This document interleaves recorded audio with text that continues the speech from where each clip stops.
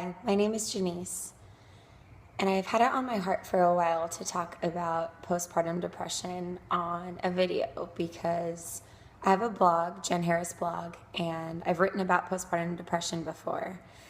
And I keep getting questions and emails and just people reaching out, asking more about it, and saying, hey, I have a friend who's going through this. How should I be there for them? And just all sorts of things. So I've really wanted to just kind of dig a little bit deeper into postpartum depression and my personal story in hopes that you can feel like you're not alone if you're going through it.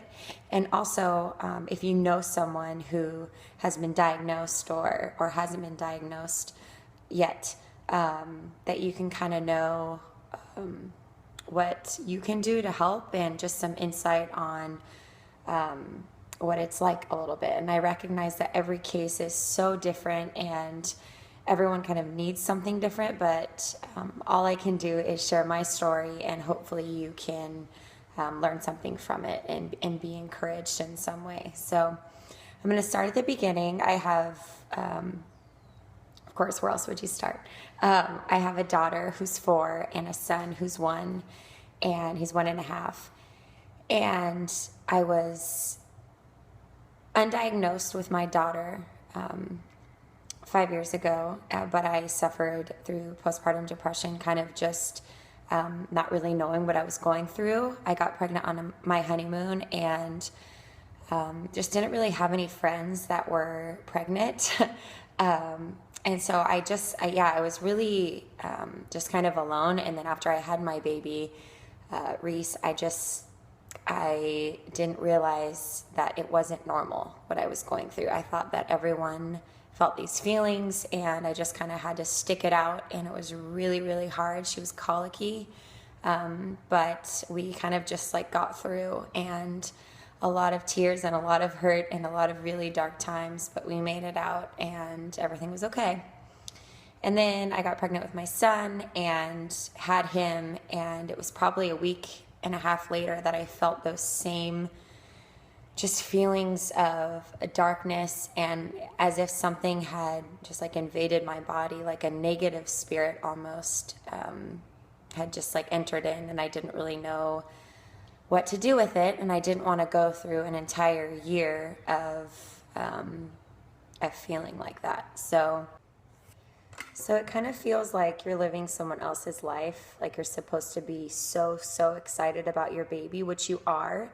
I legitimately felt that way. I never felt mad at my kids. I just felt really negative things towards myself.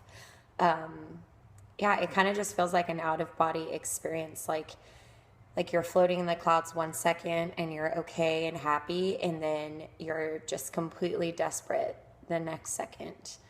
I felt my thoughts had been taken over, and I became this really negative, sad person, and I'm not that way at all. I'm super happy and joyful in general, and I just turned into this really sad person that didn't want to get out of bed. And I had these 2 kids that I loved and wanted, and I didn't want to get out of bed. I woke up feeling like, not again. Not again. I don't want to get up again. And it was really scary. And I think I was mad at myself for a while for feeling that way. And so I tried to fix it with things. So I tried to become super social and hang out with a lot of people, and that kind of helped. But as soon as I would come home, I would feel that weight again because I could just be myself. And so I found myself drinking way too much, like a couple of glasses of wine a night just to take the edge off. And it would make me happier, which I liked because I wanted to be happy. I found myself reaching for painkillers at one point. I was diagnosed for my postpartum, and I took them when I didn't need them because I realized that they made me feel happy for a little bit, and I really liked how that felt because I really wanted to feel happy. So I was doing that stuff for probably 2 weeks, and I got in the car and sober. I got in the car with my kids and I saw this wall and I thought about what it would be like to hit that wall with my car. And I hate even saying that because that's not me at all. But that's what I thought. And so my husband and I actually had a date night that night. And we sat down and I told him everything. I told him that I was taking some pills. And I told him that I was drinking way too much. And I told him about the suicidal thought that I had in the car. And this was me asking for help. Just coming to a place where I knew that I was starting to go downhill. And if I didn't get help, I was going to go downhill really, really, really fast. And it scared me. So I told my husband everything, and he looked at me in the eyes and he said, I love you the most right now that I've ever loved you. And as a side note, marry someone like that, who when you tell them everything that they say, I love you still, and I love you the most. I don't know what I would do without him.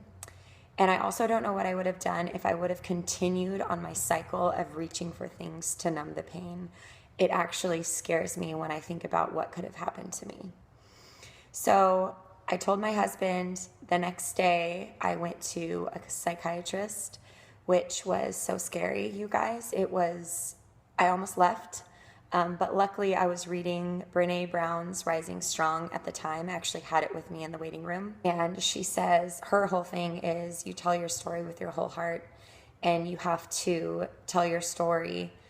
So I was holding tight to Brene's words.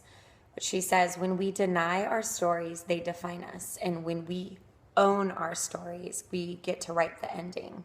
And I wanted to write the ending to my story. I didn't want something to happen that I wasn't in control of.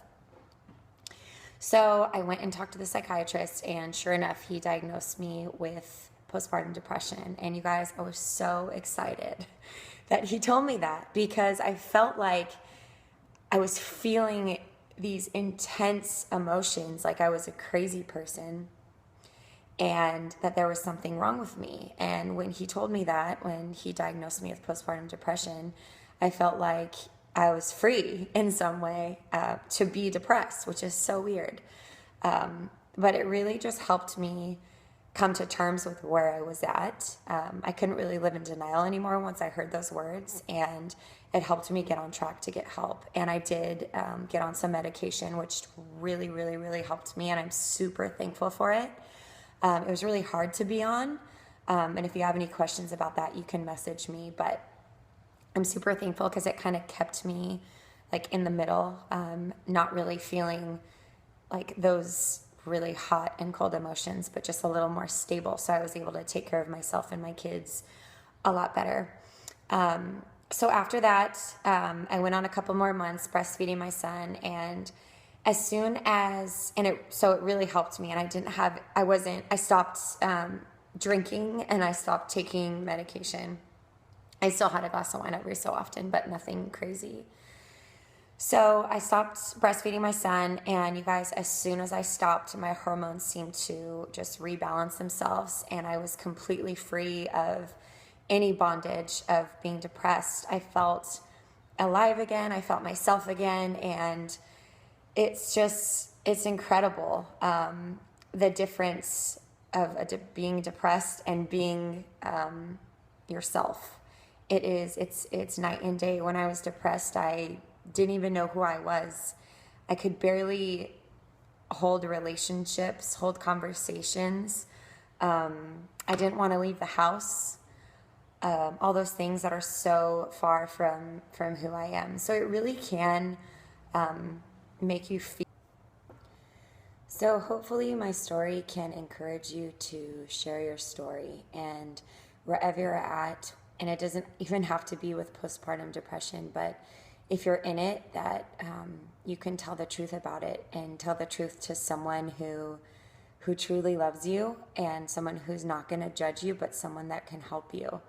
And I hope that each of you have someone like that in your life. I am a pretty normal person, and I never would have thought that I would have dealt with postpartum depression twice.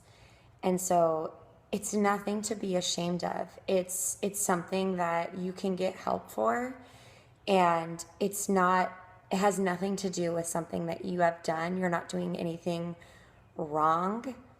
It just happens to some people. And yeah, just know that you're not alone, and you don't have to hide what you're going through. You don't. You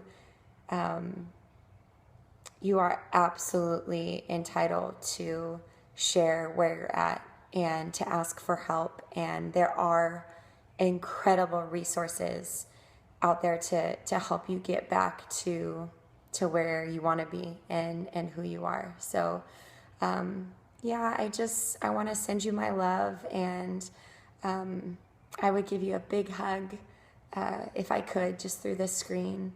And you can do this. You can do hard things. You're gonna be okay, for sure. I'm on the other side of it, and I'm so thankful that I asked for help, and there were people around me who reminded me of who I am. So I hope you have people like that too in your life. So feel free to message me with any questions or concerns or comments or stories or whatever you need. The purpose of this is really just to put myself out there, so that you feel encouraged and that you know that you're not alone. So yeah, sending my love.